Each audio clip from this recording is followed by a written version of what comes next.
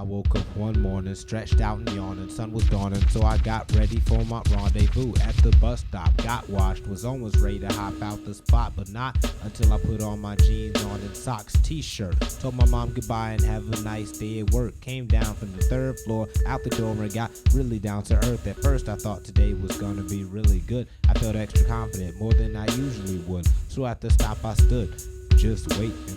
Hanging with friends, just waiting for the day to begin. So when most of the day had passed, just got out of my 5th period into my favorite core class at last, 6th, which is science. Next will be social studies, talking about the Mayans. But for now the room was as always anything but silent. We were just lying around working on some class assignment. The day before I asked some girl out and she declined it, which was totally fine since I wasn't that hot for her along with the climate. So I saw her and started writing, since I had nothing else on my mind besides rhyming. Now I'm reminding you it was supposed to be a joke, but despite my hopes, now I'm supposed to sit down in the principal's office with the popo and explain what was on the note, which I thought was so-so, but everyone wants to know. So before I go, bro, let me explain what was contained in my brain. That same pain feeling when you get pulled over, or the morning after you hung over from the night before you got far away from sober. So anyway, the meeting was the next day. Long story short, she got scared and offended, so we unfriended, and then I got suspended for the next 3 days, which was fine as long as I didn't hear nothing about no court case.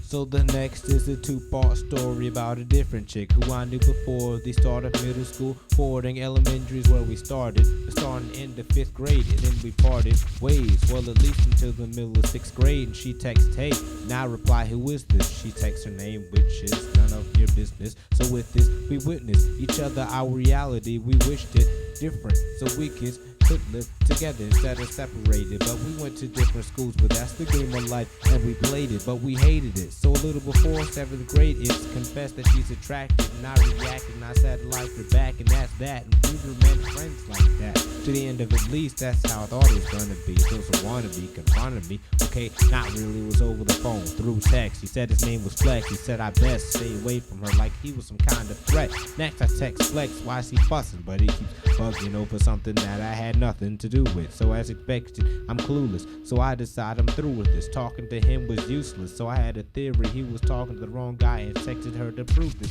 She said, you just annoy me. So after that I didn't text back, and I deleted her contact and hit the sack. In fact, I relaxed until we started talking again. She's trying to be friends again, so I accepted, but I guess I was weary of it at first, but later got more at rest. So I forgave and had my memory reset. So let's take a step forward a little bit before the opposite of a forward. Of course there were more complications, just as if I was the patient. My fam was in the waiting room waiting, so our conversation was blazing. We went straight to the point, no waiting, just hasty. But her ex was still pacing, but turns out her ex and her were still pasted. So he calls my mom and picks up, he starts explaining the situation. Dad's home, my mind's racing. That's when I saw firsthand how flawed the son was, the way he was talking to someone's daughter.